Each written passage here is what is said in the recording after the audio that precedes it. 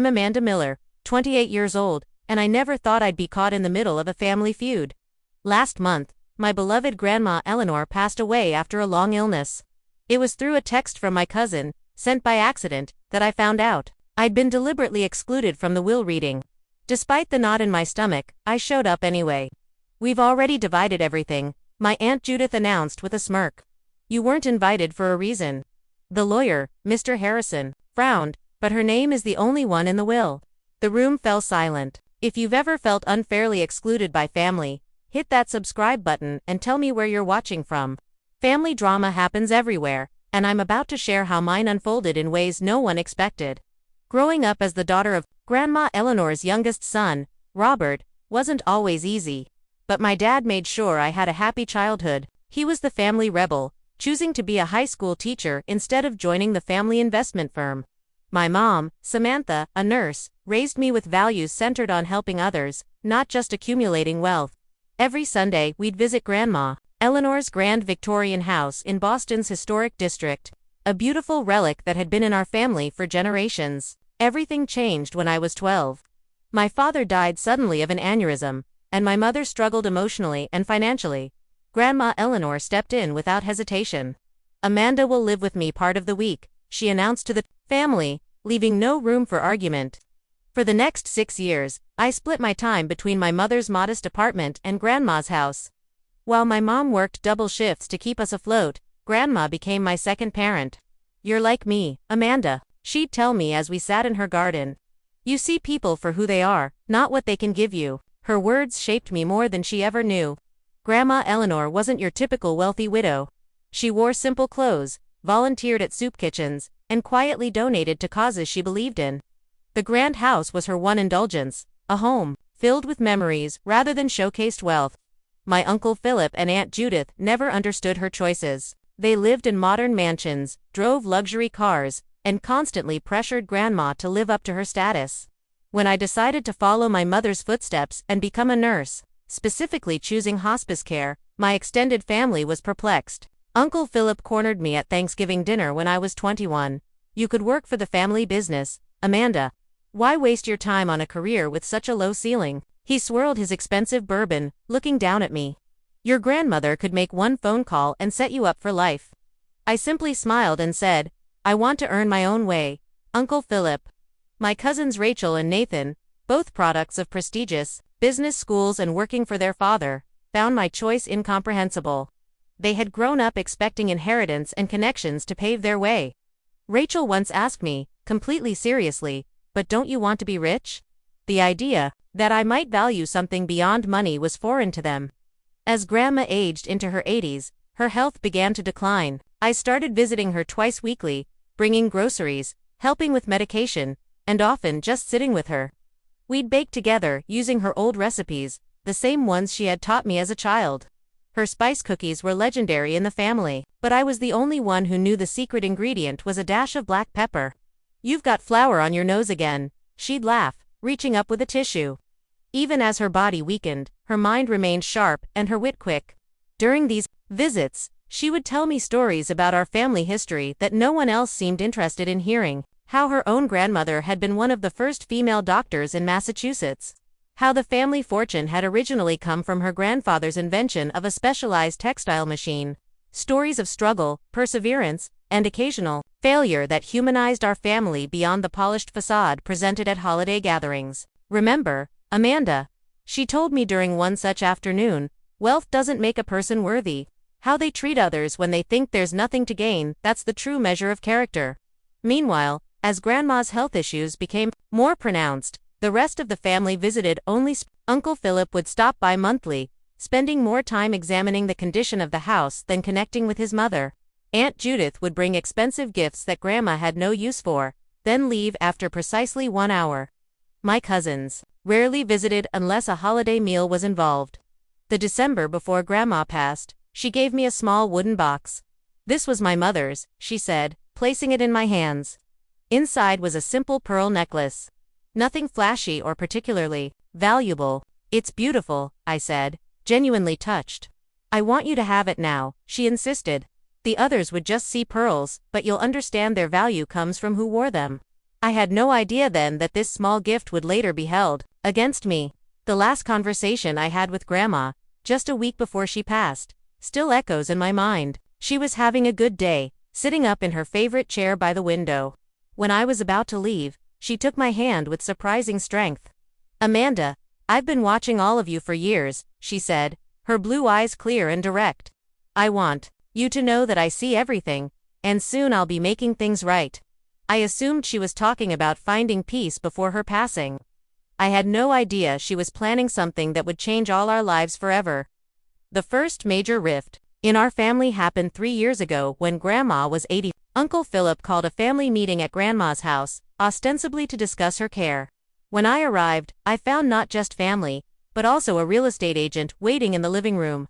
"We've been discussing selling the lake house," Uncle Philip announced, referring to our family's vacation property in New Hampshire. Grandma had spent every summer there since she was a child. "It's sitting empty most of the year, and the maintenance costs are ridiculous." I glanced at Grandma, whose expression was carefully neutral, but I knew her well enough to see the tightness around her mouth. "Has Grandma agreed to this?" I asked. Uncle Philip waved dismissively. "Mother understands it's the practical choice. At her age, she can't enjoy it anymore anyway." "Actually," I said, "we were just talking last week about her wanting to spend a few weeks there this summer." The room went silent. Aunt Judith cleared her throat. "Amanda, dear, perhaps you misunderstood. Mother knows her limitations." Grandma finally spoke up. "I did say that to Amanda. I have no intention of selling my lake house." The real estate agent awkwardly excused herself, and once she left, Uncle Philip turned on me. "You always do this," he snapped. "You think you know what's best because you spend more time here, but you don't understand the financial considerations." "What I understand," I replied evenly, "is that Grandma should make her own decisions about her property." That night, after everyone else had left, Uncle Philip cornered me in the kitchen. "Listen carefully," he said, his voice low. "You may think you're special to her, but you're pushing your luck. Don't forget who built this family's wealth, and it certainly wasn't your father." The dig about my father stung, but I stood my ground. "This isn't about money, Uncle Philip, it's about respecting Grandma's wishes." From that day forward, Uncle Philip began what I can only describe as a campaign against me. It started subtly comments to other family members about how I was manipulating Grandma. Suggestions that I was positioning myself for special treatment in the will. By Christmas that year, it was clear that many in the extended family had turned against me. At the holiday dinner, Aunt Judith accidentally excluded me from the family photo. Cousin Rachel made pointed comments about fortune hunters while looking directly at me. Even my mother's sister, Aunt Grace, who had always been kind to me, was noticeably distant. After dinner, I overheard Uncle Philip talking to my cousin, Nathan. "We need to protect Eleanor from Amanda's influence. She's got her wrapped around her finger, and who knows what she's convincing her to do with the estate." I tried to address these suspicions directly. I sent emails to my aunts and uncles explaining that I had no interest in Grandma's money, that I just wanted her final years to be comfortable and on her terms. The responses were tepid at best. Aunt Judith replied with a curt, "We all want what's best for Mother," while others didn't respond at all.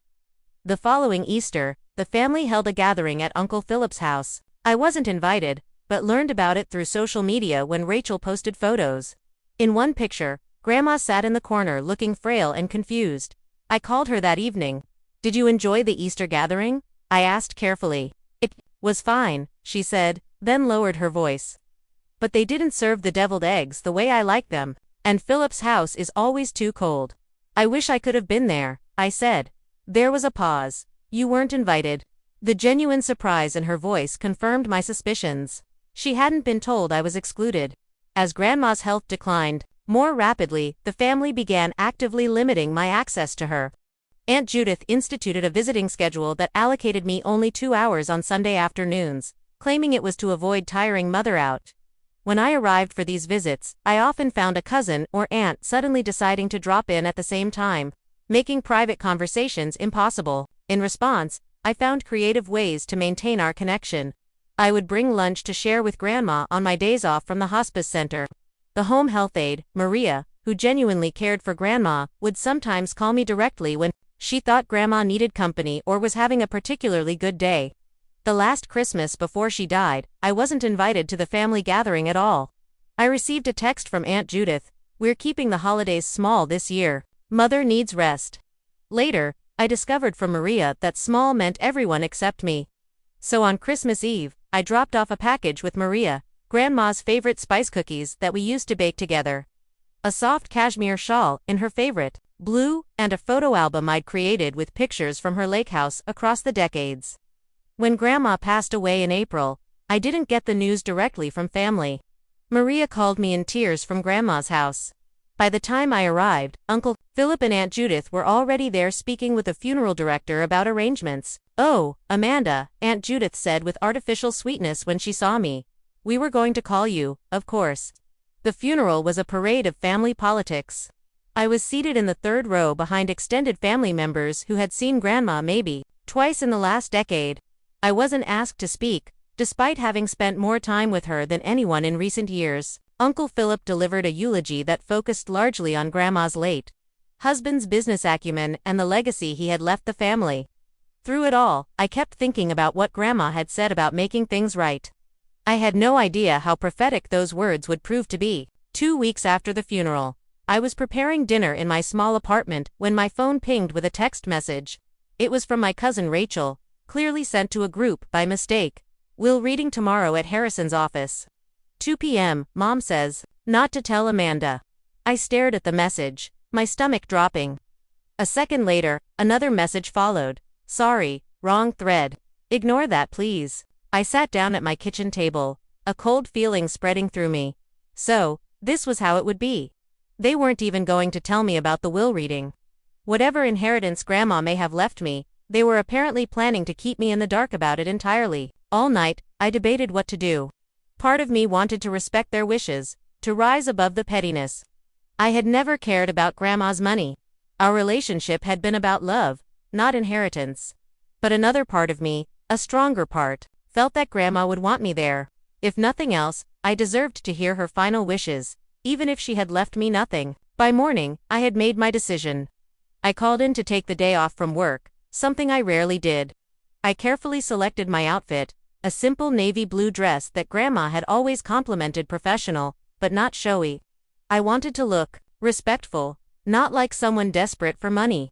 As I drove to the law office in downtown Boston, my hands were shaking on the steering wheel. I rehearsed what I might say, how I would handle the inevitable confrontation. In the parking lot, I sat for several minutes, gathering my courage. "Stand up for yourself, Amanda," I could almost hear Grandma say. "You belonged anywhere I wanted you to be." The law office of Harrison and Associates occupied the top floor of a distinguished old building. When the elevator doors opened, I saw them immediately. Uncle Philip and Aunt Judith, my cousins Rachel and Nathan, Aunt Grace and her husband Tom, even distant cousin Louis, who had barely spoken to Grandma in a decade. They were clustered in the waiting area, speaking in low voices. Aunt Judith saw me first. Her face froze in mid-sentence, then quickly rearranged itself into a mask of disapproval. "Amanda," she said loudly, causing everyone else to turn. "What are you doing here?" I lifted my chin slightly. "I'm here for Grandma's will reading." Uncle Philip stepped forward, physically placing himself between me and the group. "You weren't invited." "This is for family." "I am family," I said simply. "You know what he means," Rachel interjected.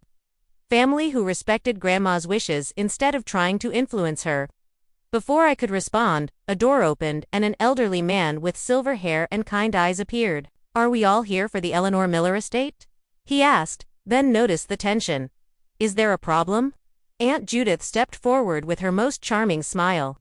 "Mr. Harrison, there seems to be a misunderstanding. Amanda wasn't supposed to be included in today's reading." Mr. Harrison looked confused. "Miss Amanda Miller, Eleanor's granddaughter." "Yes, that's me," I confirmed. He consulted his clipboard. "Then you're definitely supposed to be here. Please, everyone come in." The conference room was elegant, but not ostentatious, with a long mahogany table and comfortable leather chairs. I took a seat near the door, feeling every eye on me. The whispers were barely concealed. She must have found out somehow. Philip is going to be furious. After everything she pulled with the lake house. Mr. Harrison cleared his throat, bringing the room to order. "Before we begin, I should mention that I was Eleanor's friend as well as her attorney for over 30 years. She was very specific about her wishes, and I intend to honor them exactly. He began to reach for a folder, but Aunt Judith interrupted. Mr. Harrison, I feel I should explain the situation with Amanda. She wasn't invited today because we've already discussed the distribution of most items. We didn't want to waste your time. I felt my face burning as everyone turned to look at me again. We already divided everything, my aunt announced with finality. You weren't invited for a reason. Mr. Harrison frowned, looking genuinely puzzled. I'm afraid there's been a serious misunderstanding, Mrs. Carter. Nothing should have been distributed yet. He looked directly at me. And as for Ms. Amanda Miller not being invited. He opened the folder in front of him and adjusted his glasses. That would be highly irregular considering the contents of the will. What do you mean? Uncle Philip demanded. Mr. Harrison looked up, his expression professionally neutral, but with something like satisfaction in his eyes. I mean that her name is the only one in the will. The room went deadly silent. I felt as though all the air had been sucked out, leaving us in a vacuum where no one dared to breathe. That's impossible, Uncle Philip finally sputtered. There must be some mistake. I assure you, there is not, Mr. Harrison replied, his tone making it clear he was not a man who made mistakes. Perhaps it would be best if I simply read the will as Eleanor intended. Mr. Harrison put on his reading glasses and began in a clear, steady voice. I, Eleanor Catherine Miller, being of sound mind and body, hereby declare this to be my last will and testament, revoking all previous wills and codicils. The formal legal language continued for a moment before he reached the critical section. After careful consideration and observation of my family over these past years, I have come to a decision regarding the distribution of my estate. I hereby bequeath all my property, both real and personal, including but not limited to my primary residence at 47 Beacon Hill Avenue, my vacation property at Lake Winnipesaukee, all financial accounts, investments, personal belongings, and family heirlooms to my granddaughter, Amanda Rose Miller. There was a collective gasp. Rachel dropped her water glass, sending it shattering across the hardwood floor. No one moved to clean it up. This can't be legal, Uncle Philip said, his face turning an alarming shade of red. Mr. Harrison continued as if he hadn't been interrupted. I have enclosed a personal letter explaining my decisions, which Mr. Harrison will provide to Amanda privately. However, I wish to make clear that this decision was made with full awareness and careful consideration. He looked up from the document. There is more. But perhaps we should address the immediate concerns first. Aunt Judith was crying now, mascara tracking down her cheeks. After everything we did for her, the doctor appointments, the family dinners, maintaining her social standing when she insisted on associating with those charity people, Nathan leaned forward. We'll contest it. She was clearly not of sound mind. Mr. Harrison shook his head slightly. I would advise against that course of action. Eleanor anticipated this reaction and took extensive measures to document her mental competence. She underwent comprehensive cognitive evaluations by 3 separate neurologists in the months before her passing, all of whom certified her as fully competent to make these decisions. As the reality sank in, I remembered Grandma's words. I've been watching all of you for years. She hadn't been making idle conversation. She had been testing us, observing how we behaved when we thought there was nothing to gain. Mr. Harrison reached into his briefcase and removed a sealed envelope. Amanda, your grandmother asked me to give you this letter privately, but given the circumstances, you might want to share certain portions with the family. With trembling hands, I opened the envelope and began to read silently. My dearest Amanda, if you're reading this, then I've moved on to whatever comes next, and you've just discovered that you're my sole heir. I imagine the family is not taking it well. For years, I've watched how each of you behaved around me. Philip visited only when he wanted to discuss rationalizing my assets. Judith came with expensive gifts but never stayed long enough for a real conversation. The grandchildren, except for you, called only on birthdays and holidays. But you, Amanda, you came because you wanted to be with me. You listened to my stories, baked my recipes, and treated me like a person, not a bank account, waiting to be accessed. I've been conducting a test these past years. I deliberately mentioned valuable items around different family members to see how they would react. I watched who asked about my health and who asked about my portfolio. I noticed who helped because they cared, and who helped because they thought they should. You were the only one who never failed the test. With love and complete confidence in you, Grandma Eleanor, I looked up from the letter. tears streaming down my face, to find the room. In chaos, Uncle Philip was on his phone, presumably calling his lawyer. Aunt Judith was berating Mr. Harrison about undue influence. Rachel was sobbing dramatically while Nathan stared blankly at the wall. "There's something else you should all know," Mr. Harrison said loudly, cutting through the noise. Eleanor documented everything. She kept meticulous records of visits, conversations, and behaviors. She installed a security system in her home 2 years ago that tracked who came and went. She saved text messages and emails. She even recorded some conversations, which is legal in Massachusetts, as long as one party consents. He opened another folder. Furthermore, Eleanor was aware that items had already been removed from her home without her permission. She maintained a complete inventory with photographs of all her possessions.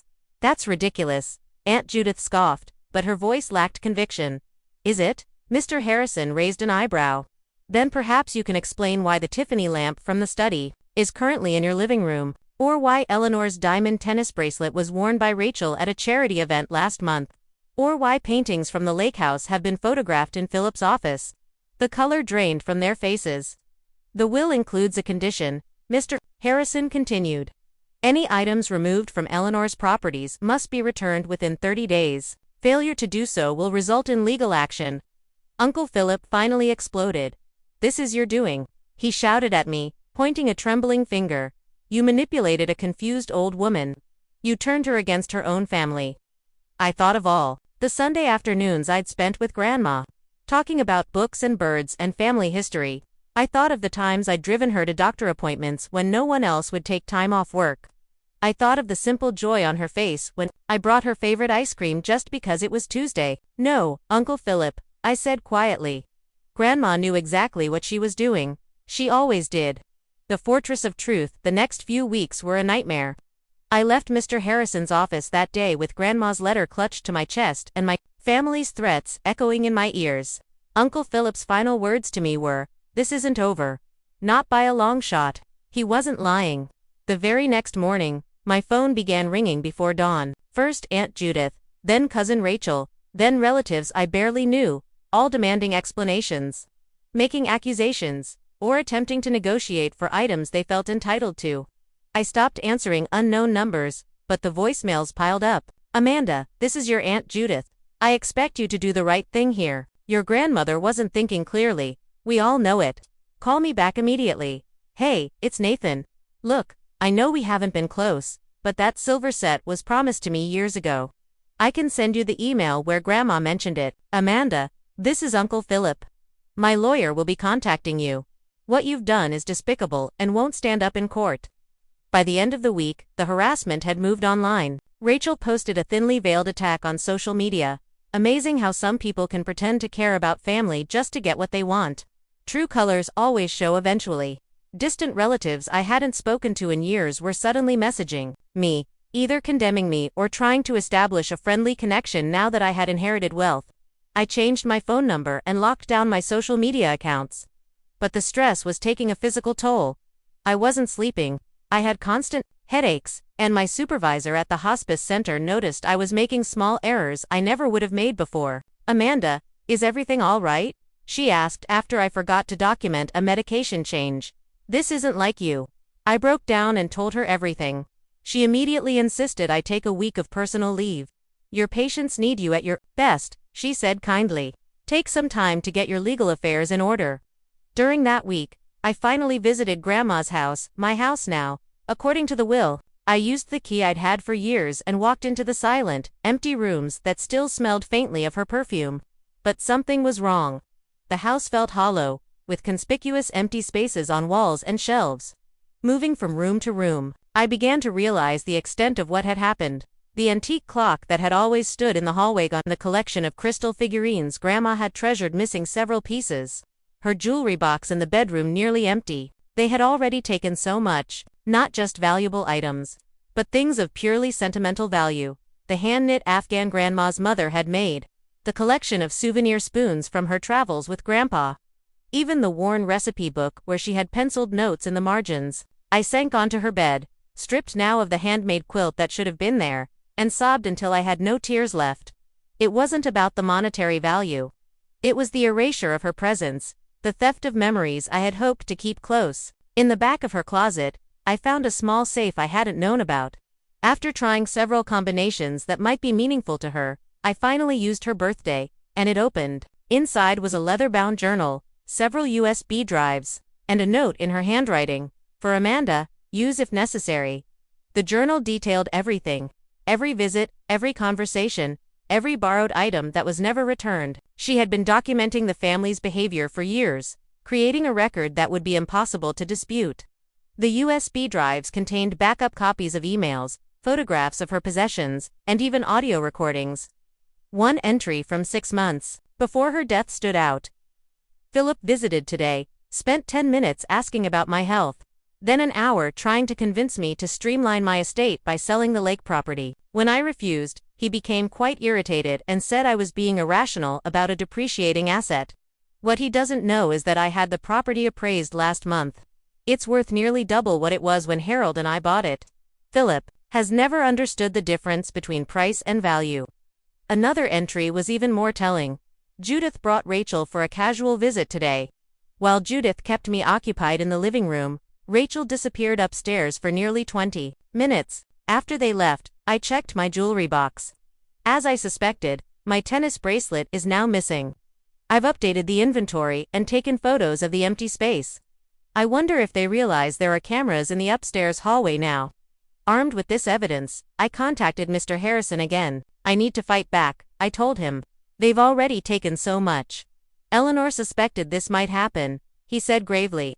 She was very thorough in her preparations. I'll connect you with a litigation attorney who specializes in contested wills and estate theft. The attorney, Sarah Donovan, was a formidable woman in her 50s with a reputation for being relentless. She reviewed Grandma's documentation and immediately began drafting cease and desist letters to everyone who had taken items from the house. This is one of the most well-documented cases I've ever seen, she told me. Your grandmother was extraordinarily methodical. The legal pushback only intensified the family's campaign against me. Uncle Philip, true to his word, filed a lawsuit contesting the will on grounds of undue influence and lack of testamentary capacity. Aunt Judith began calling my colleagues at the hospice center, insinuating that I had neglected patients to spend time manipulating my grandmother. The director of the center called me into her office. Amanda, I know these accusations are baseless, but they're becoming disruptive. Several families have expressed concerns after receiving calls from your aunt. My professional reputation, which I had built through years of dedicated care, was being systematically attacked. The stress became so severe that I developed insomnia and started having panic attacks. My doctor prescribed anxiety medication and strongly recommended therapy.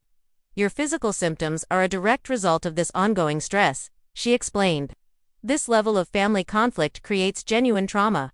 Just when I thought things couldn't get worse, I received an email from a local reporter asking for comment on the MAR family estate dispute that has divided one of Boston's oldest families. Somehow, the story had leaked to the press. That night, alone in my apartment with the curtains drawn, I hit my lowest point. I seriously considered giving up, signing over the inheritance just to make the nightmare end. I pulled out Grandma's letter again, seeking comfort in her words, when my phone pinged with a text from an unknown number. Amanda, it's Maria, your grandmother's health aide. I still have some things she wanted you to have, personal things I kept safe. Can we meet? The next day, Maria handed me a small box. She made me promise to keep these separate from everything else in the house. She said you'd know what to do with them when the time came. Inside the box were more memory cards and a small digital recorder. When I plugged the first card into my laptop, I found dozens of video files. Grandma sitting in her favorite chair, talking directly to the camera. In the first video, dated nearly a year before her death, she looked directly into the lens, with clear, sharp eyes. My name is Eleanor Catherine Miller. Today is September 15th, and I am recording this of my own free will with full mental capacity, as Mr. Harrison can attest. The camera panned to show Mr. Harrison sitting nearby, who nodded and stated his name and the date. I want to explain my decisions regarding my will, Grandma continued. For years, I have observed my family's behavior. I have tested their character and their motivations, and I have made my decisions accordingly. She went on to detail specific incidents, dates, and observations that had led to her decision to leave everything to me. Her voice was strong, her reasoning clear, and specific. There would be no way for anyone to claim she had been confused or manipulated. As I watched video after video, I felt Grandma's presence wash over me. She hadn't just left me her possessions. She had left me the means to defend her wishes. She had known exactly what would happen and had prepared for it meticulously. In the final video, recorded just weeks before her death, she looked more frail, but her eyes were still bright with determination. Amanda, if you're watching this, then things have gotten difficult, as I expected they might. Remember what I always told you about standing up for yourself. Sometimes kindness means having the courage to enforce boundaries. I didn't raise you to be a doormat, my dear. I raised you to be just like me, and I never let anyone take advantage of me. For the first time since the reading, I felt a spark of my old strength returning. Grandma had trusted me not just with her possessions, but with her legacy. I couldn't let her down. The next morning, I called Sarah Donovan. I have something you need to see, I told her, and brought over all the videos and recordings. After reviewing them, she leaned back in her chair with the first genuine smile I'd seen from her. This changes everything. Your grandmother didn't just build a case, she created a fortress. With this new evidence, we developed a comprehensive strategy.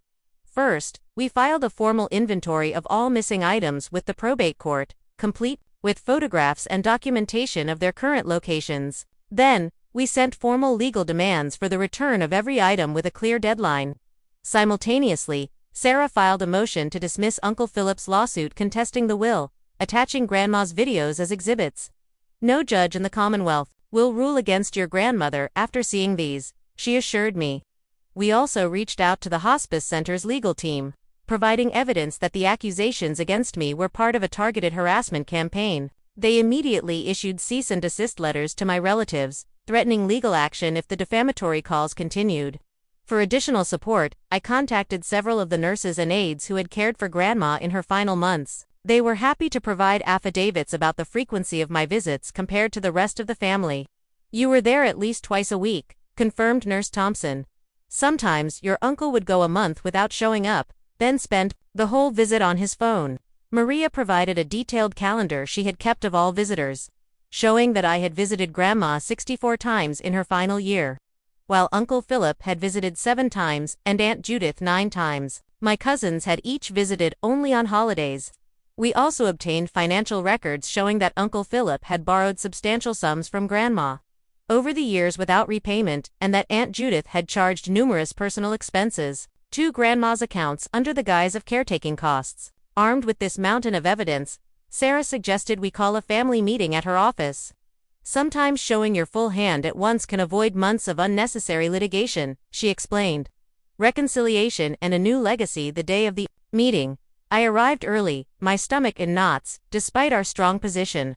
One by one, they filed in, Uncle Philip with his attorney, a nervously looking man who kept checking his watch, Aunt Judith, who refused to meet my eyes, cousins Rachel and Nathan, both trying to affect bored expressions that couldn't quite hide their anxiety. Thank you all for coming, Sarah began once everyone was seated. We've asked for this meeting to resolve some outstanding issues regarding Eleanor Miller's estate. Uncle Philip's attorney immediately launched into a prepared statement about significant concerns regarding undue influence and questions about testamentary capacity. Sarah let him finish before responding. Before we proceed further, there are some materials I think everyone should review. She pressed a button on a remote and the large screen on the wall came to life with Grandma's face. My name is Eleanor Catherine Miller. Her clear voice filled the room. Today is September 15th. And I am recording this of my own free will. As the video played, I watched my family's faces. Uncle Philip grew increasingly pale. Aunt Judith's hand flew to her mouth. Rachel began to cry silently. When it ended, Sarah simply said, "There are 17 more videos like this one, each addressing specific incidents and decisions." Eleanor Miller was perhaps the most thorough client I've ever encountered. She changed the screen to show a spreadsheet. This is the current inventory of items removed from Eleanor's properties without permission. Next to each item is its location, documentation of its removal, and its approximate value for insurance purposes. The total currently stands at just over $400,000. The room was deadly silent. Ms. Miller is prepared to file criminal charges for theft if these items are not returned within 7 days. Sarah continued, her voice matter of fact. Additionally, We have documentation of financial exploitation that could be of interest to the district attorney's office. Uncle Philip's attorney leaned over and whispered urgently in his ear. After a moment, Uncle Philip cleared his throat. Perhaps we've all been hasty. Emotions run high after a loss like this, especially when there's money involved. I couldn't help adding. The meeting ended with Uncle Philip's attorney requesting time to review the evidence and advise his client. 2 days later, he called Sarah to inform her that they would be withdrawing their lawsuit contesting the will. Within a week, items began appearing on Grandma's porch, delivered by moving companies rather than returned in person. The jewelry came back via courier, each piece carefully packaged. No notes, no apologies, but at least they were complying. I hadn't expected to hear directly from any of them, so I was surprised when Aunt Judith called me directly. "Amanda," she said, her voice lacking its usual sharpness. We didn't realize how much these past years meant to Mother." "You never asked," I replied simply. There was a long pause. "We thought you were taking advantage of her. We didn't understand why she preferred your company so much, because I saw her as a person, not a balance sheet." Another pause. "Some of us would like to talk, to explain, maybe even to apologize." I considered her words. "I'm willing to listen, but I need time." After we hung up, I sat in Grandma's living room, truly my living room now, surrounded by the returned items that carried her memory. The victories of the past weeks felt hollow in some ways. I had the house, the possessions, the legal validation, but I'd lost what remained of my family in the process. The next day, I took action.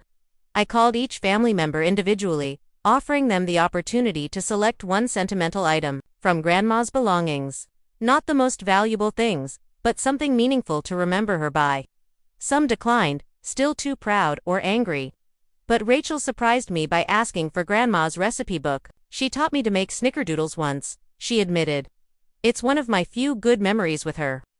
Nathan requested Grandpa's old fishing tackle box from the lake house. He took me fishing a few times when I was really little, before everything got so complicated. Uncle Philip predictably declined my offer, but Aunt Judith asked for one of Grandma's watercolor paintings. A simple landscape of the lake at sunset. "She painted it this summer before she married your grandfather," she told me. I always admired it. These small connections didn't heal the deep wounds that had been inflicted, but they were a starter recognition that Grandma had been more than her wealth. She had been a person who touched all our lives in different ways. The court officially closed the case the following month, confirming me as the sole heir and legal owner of all Grandma's properties and possessions. The victory was complete, but complicated by the knowledge that relationships had been irreparably damaged. As I stood on the porch of Grandma's house, my house, watching the sunset, I thought about how she would feel about all that had happened, the ugliness, the accusations, the greed, but also the final honoring of her wishes. "You did good, Grandma," I whispered to the evening air. "You saw us all clearly, even when we couldn't see ourselves." 6 months after the will reading that changed everything, I sat in Grandma Eleanor's garden, now my garden, watching bees buzz lazily around the lavender bushes she had planted years ago. The property had transformed in subtle ways. I'd kept the character and warmth she had cultivated, but added touches that reflected my own personality. New bookshelves in the study, a small meditation corner in the sunroom, wind chimes hanging from the porch ceiling. The house no longer felt haunted by conflict. It had become a sanctuary again, just as it had been during my childhood visits. I'd taken a leave of absence from the hospice center to focus on settling the estate and determining my path forward. The inheritance had given me options I'd never imagined having, but also responsibilities I was still learning to navigate. One rainy afternoon, while organizing Grandma's desk, I found an envelope I had somehow missed during previous cleanings. It was addressed simply, "To Amanda, after everything is settled." Inside was a handwritten letter on Grandma's distinctive stationery. "My dearest Amanda, if you're reading this, then the storm has passed. Knowing our family, it was likely a Category 5 hurricane, but I had complete faith in your strength and resilience. I need to explain something I couldn't put in my official documents. This inheritance was never about punishing the others, though I'm sure that's how they saw it. It was about recognizing the heart that beats so strongly in you, the same heart my Harold had. The same heart your father, Robert, inherited. Money changes people, Amanda. I've watched it happen throughout my life. It can bring out selfishness, entitlement, and cruelty. But occasionally, very occasionally, it finds its way to someone who understands its true purpose. To create security that allows for generosity. I chose you not because you were perfect or because you never disappointed me. I chose you because when you made mistakes, you owned them. When you disagreed with me, you did so respectfully. When you helped me, you did it without expectation of reward. The others will claim I was manipulated or confused, but the truth is simpler. I wanted my legacy in the hands of someone who would honor its spirit, not just preserve its value. Now, some advice from beyond. Don't let this wealth change who you are. Use it to become more authentically yourself. Take that trip to Italy we always talked about. Fund that pediatric hospice program you dreamed of creating. Keep the lake house in the family. Someday, you might have children who will love it as we did. And perhaps, when wounds have healed enough, find ways to include the family again. Not because they deserve it, but because connection matters. Set boundaries. Certainly I wasn't raised to be a pushover. And neither were you, but leave room for growth and reconciliation. I love you, my dear girl. I'm so proud of the woman you've become. Grandma Eleanor. Tears streamed down my face as I read and reread her words. Even now, she was guiding me, offering wisdom and permission to forge my own path forward. In the weeks that followed, I began implementing her suggestions. I established the Eleanor Miller Memorial Scholarship at the nursing school I had attended, specifically for students interested in hospice and palliative care. I started the paperwork to create a foundation focused on supporting elderly individuals without family support, people who, unlike Grandma, didn't have anyone to advocate for them in their final years. I took that trip to Italy, visiting the small village in Tuscany where Grandma's parents had been born. Walking the same cobblestone streets they had walked, I felt a connection to my history that transcended their recent family conflict. As for the family themselves, healing came in small, unexpected moments. Cousin Rachel reached out first, asking if we could meet for coffee. She brought pictures of her new baby daughter, whom she had named Eleanor. I want her to know the real family stories, Rachel explained awkwardly, not just the polished versions we tell at fundraisers. Would you be willing to share some of your memories with her someday? Nathan invited me to his wedding, though I suspected his fiancée had insisted. Still, when I attended, he made a point of introducing me to everyone as my cousin who runs the Eleanor Miller Foundation. It wasn't warm, but it was acknowledgement. Aunt Judith remained distant, but sent a Christmas card with a brief note. Your grandmother would be proud of what you're doing with the foundation. Coming from her, it was practically an olive branch. Uncle Philip never came around. Some wounds run too deep, some pride too rigid to bend. I made peace with that reality while leaving the door open, should he ever change his mind. The greatest healing came through an unexpected connection. During one foundation event, I met Grandma's nephew, Lucas, my father's cousin, who had moved to California decades ago. He'd lost touch with the family but had fond memories of Grandma and my father. Robert was the best of us, he told me over dinner. He chose teaching over money, substance over status. Eleanor adored him for living authentically. Through Lucas, I discovered a branch of the family untainted by the inheritance battle. Second and third cousins, who shared stories and photographs I'd never seen. Expanding my understanding of our family history beyond the narrow narrative I'd grown up with. 1 year after Grandma's passing, I hosted a memorial dinner at the house. I invited only those who had genuinely cared for her, Maria and other caregivers, Mr. Harrison, a few neighbors who had been true friends, Lucas and his family, and yes, even Rachel and her baby Eleanor. We shared stories, laughter, and a few tears, creating the kind of gathering Grandma would have loved. As everyone mingled in the garden afterward, Mr. Harrison approached me with a glass of Grandma's favorite sherry. You know, he said quietly, I've handled hundreds of estates over my career. Seen families torn apart and relationships destroyed, over far less than what was at stake here. I'm not sure our family fared much better, I admitted. He shook his head. You misunderstand me. The miracle isn't that some relationships survived. It's that you remained true to yourself throughout. Eleanor told me once that her greatest achievement wasn't her wealth or status, but raising a son who valued integrity enough to pass it to his daughter. I looked around at the gathering, not the family I had expected to have, but a chosen family bound by genuine love and respect for Grandma Eleanor. On the mantel inside, her photograph watched over us all, her slight smile seeming to say she had known how everything would unfold. The inheritance had cost me relationships, but had given me something far more valuable, the freedom to live by my own values.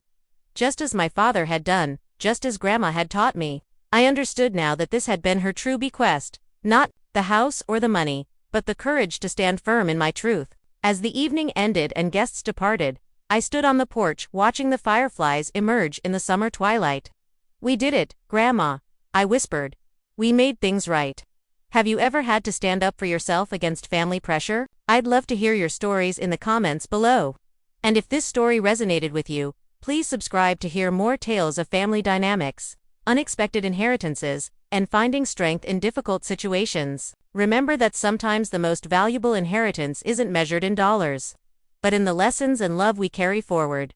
Thank you for listening to my story today. May you always find the courage to honor your own truth, just as my grandma Eleanor taught.